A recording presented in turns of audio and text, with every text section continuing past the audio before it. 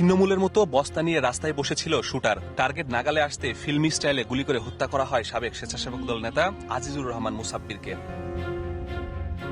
পরিবারের দাবি, রাজনৈতিক ক্যারিয়ারে অনেকে ঈর্ষা করতেন মুসাব্বিরকে। হত্যার হুমকিও পেয়েছেন বেশ কয়েকবার। তবে নিজের এলাকায় এভাবে খুন হবেন তা কল্পনার বাইরে। এ ঘটনায় তেজগাঁও থানায় 5 জনকে অজ্ঞাত আসামি করে মামলা হয়েছে। তার অনেক শত্রু আছে, যে কোনো সময় মেরে ফেলবে, যে কোনো সময় যে কোনো একটা দুর্ঘটনা ঘটে যাবে। মানে যাই হবে, মানে বাহিরে রাস্তায় হবে, বাসায় কখনো ওর কোনো সমস্যা হবে না।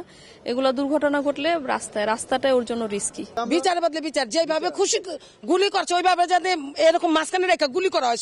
এদিকে ঢাকা মেডিকেলের মর্গে মুসাব্বিরের মরদেহের ময়নাতদন্ত সম্পন্ন হয়। সকাল থেকেই হাসপাতালে ভিড় করেন রাজনৈতিক সহযোদ্ধারা। অভিযোগ করেন, কমিটিতে বড় পদ, কাউন্সিলর নির্বাচন করতে চাওয়ায় কাল হয়েছে তার। দলের হোক আর বিরোধী দলের হোক, যে কোনো দলের হোক, কিন্তু এটা হলো পলিটিক্যাল একটা দ্বন্দ্ব থাকতে পারে। তার রাজনৈতিক জীবনে হয়তো বা কারো ভালো লাগে নাই, হয়তো বা কারো হিংসার কারণ হয়েছে, কারো প্রতিহিংসার কারণ হয়েছে। পুলিশ বলছে, সিসিটিভি ফুটেজ দেখে একজন শুটারের ছবি পাওয়া গেছে। চলছে পরিচয় শনাক্তের চেষ্টা। পাশাপাশি রাজনৈতিক কারণে হত্যা কিনা তাও খতিয়ে দেখা হচ্ছে। যে দুজনের কথা বললেন, যাদেরকে দেখা যাচ্ছে, এদের ব্যাপারে আমরা এখনো কনক্রিট কোনো ইয়েতে যেতে পারি না। তাদের পরিচয়টা ফাইন্ড আউট করার চেষ্টা আমাদের এখনো অব্যাহত রয়েছে।